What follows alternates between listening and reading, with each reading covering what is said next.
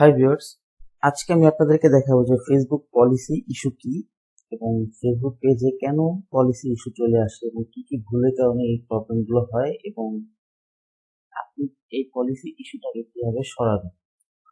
তো শুরুতে চলে যাব আমরা আমাদের যে ফেসবুক পেজটা আছে, যে পেজে আমাদের অলরেডি পলিসি ইস্যু আছে। তো কি কি কারণে এই পলিসি ইস্যুগুলো হয় আপনাদেরকে বলি। ফেসবুক পেজে আপনি ভিডিও আপলোড করবেন এবং ভিডিও আপলোডের মাধ্যমে যে আপনি টাকা ইনকাম করবেন, আসলে কিন্তু ব্যাপারটা এতটাও সহজ নয়। আপনি লাইকি কোনো ভিডিও আপলোড দিতে পারবেন না, আপনি কোনো টিকটক রিলেটেড কোনো ভিডিও আপলোড দিতে পারবেন না, এবং কি আপনি চাইলে অন্য কোনো সোর্স থেকে আপনি ভিডিও ডাউনলোড দিয়ে বা শেয়ার করে আপনি আপনার ফেসবুক পেজে আপলোড দিতে পারবেন না। এটা হলো সম্পূর্ণ ইলিগাল। আপনাকে আপনার ফেসবুক পেজে কাজ করতে হলে, টাকা ইনকাম করতে হলে আপনার নিজের অরিজিনাল কন্টেন্ট তৈরি করতে হবে, আপনার নিজের ভিডিও তৈরি করতে হবে, বানাতে হবে, দেন আপনি ফেসবুক পেজে আপলোড করতে পারবেন।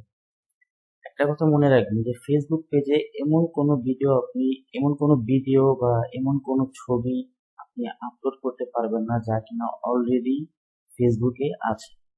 আপনার এমন ধরনের কন্টেন্ট এবং ছবি আপলোড করতে হবে যা ফেসবুকে আপনি ফার্স্ট টাইম আপনি আপলোড করতেছেন বা পোস্ট করতেছেন।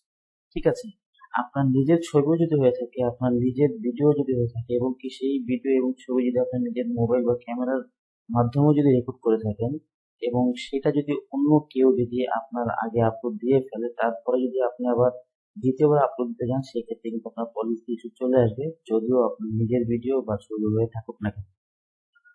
তো আপনার পলিসি ইস্যু দেখতে হলে আপনি জাস্ট কি করবেন, আপনি নিচে একটু স্ক্রল করে মনিটাইজেশন টুলস আসবেন। এখানে আসার পরে যে পলিসি ইস্যু লেখা থাকবে এখানে ক্লিক করবেন। তারপর আপনি দেখতে পাবেন যে কি কারণে আপনার পেজে পলিসি ইস্যু চলে আসছে। যেমন আমারটা হলো যে লিমিটেড অরিজিনালিটি অফ কন্টেন্ট, মানে তারা বলতেছে যে আমার যে কন্টেন্ট গুলো সেগুলো অরিজিনাল না, আমার নিজের কন্টেন্ট না, আমার এগুলোর মালিক আমি নিজে না।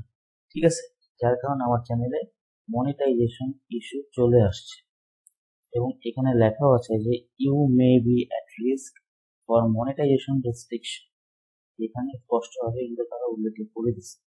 তো এখন এই পলিসি ইস্যুটাকে কিভাবে পেজ থেকে সরানো যায় এবং আপনি কিভাবে দ্বিতীয়বার আপনি রিভিউ করবেন, তো আপনি জাস্ট লার্ন মোরে ক্লিক করবেন। লার্ন মোরে ক্লিক করার পরে এখানে এক্সাম্পল স্বরূপ তারা কিছু তথ্য দিয়ে দিয়েছে যে কি কি কারণে আপনার এই ধরনের ইস্যু চলে আসে। তো আপনি এখান থেকে এখানে এসে আপনি একটু ভালোভাবে পড়ে নেবেন, এটা নেক্সট টাইম যাতে এরকম কোনো ভুল যাতে আপনার দ্বারা না হয়। তো এখন আপনি কি করবেন, what do you can do. এখানে তারা বলে দিচ্ছে যে if you think we got it wrong you can request another review. Review unusually take 2-3 business days to complete, but some violation may require more time. যদি আপনার চ্যানেলে যদি ভায়োলেশনের পরিমাণটা বেশি থাকে, সেক্ষেত্রে আরো কয়েকদিন বেশি সময় লাগতে পারে, কিন্তু 2 থেকে 3 দিনের ভিতরে আপনারা মানে আপনাকে তারা তাদের ফাইনাল ডিসিশন জানিয়ে দেবে। যদি এরকম তারা যদি মনে করে যে না আপনি ভুল করছেন বা আপনার এরকম ভুল হবে না, বা তারা সম্পূর্ণ তাদের উপর নির্ভর করে যে তারা আপনাকে মনিটাইজেশন দিবে কি দিবে না। ঠিক আছে, যদি না দেয় তাহলে ফেসবুক যারা আছে তারা আপনার পেজ থেকে পার্মানেন্ট রিজেক্ট করে দিবে। পার্মানেন্ট না, মানে রিজেক্ট করে দিবে। আপনি চাইলে আবার 2 থেকে 3 মাস পর আবার নতুন করে রিভিউ করতে পারবেন।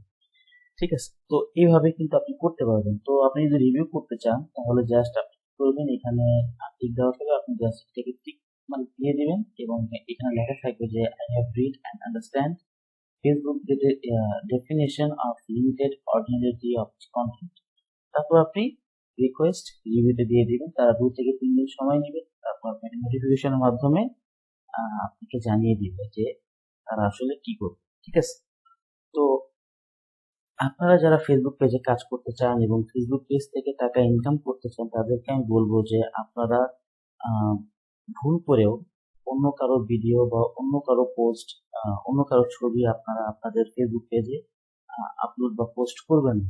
আপনারা নিজস্বভাবে মানে নিজের তৈরি, হ্যাঁ, এরকম কিছু আপনারা তৈরি করুন যে আপনার যা অভিজ্ঞতা আছে বা আপনি যেগুলো মানুষের সামনে আপনি তুলে ধরতে চান, শেয়ার করতে চান, অরিজিনাল সমস্ত কন্টেন্ট তৈরি করে আপনি ফেসবুকে যদি আপলোড করেন, সেক্ষেত্রে আপনার এই ধরনের পলিসি ইস্যু কিন্তু কখনোই আসবে না, এবং কি আপনি এক সময় আপনি ফেসবুক পেজ থেকে টাকা ইনকাম করতে পারবেন।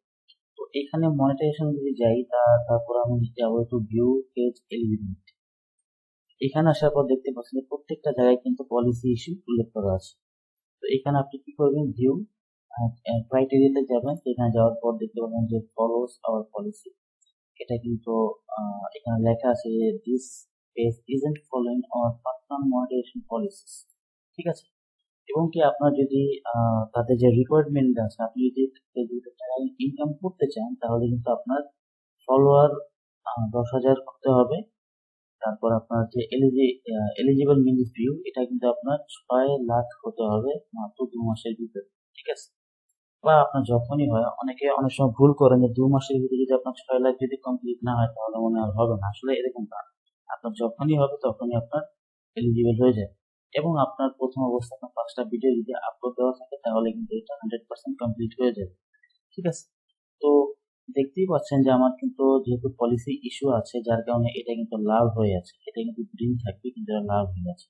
এবং এখানে স্পষ্টভাবে উল্লেখ করা আছে যে this page isn't following our partner monetization policy, মানে এই পেজটি তাদের যে পলিসি লঙ্ঘন করছে। ঠিক আছে, তো এগুলো ভুলও করা যাবে না। যদি ফেসবুক থেকে যদি ইনকাম করতে চান, অবশ্যই আপনাদের নিজের অরিজিনালিটি ঠিক রেখে কাজ করতে হবে। আপনাদের নিজের অরিজিনাল কন্টেন্ট তৈরি করে আপনার ফেসবুক থেকে আপলোড দিতে হবে, তাহলে কিন্তু আপনি ফেসবুক পেজ থেকে আপনি এক সময় টাকা ইনকাম করতে পারবেন। তাহলে এই ছিল আজকের এই ভিডিও।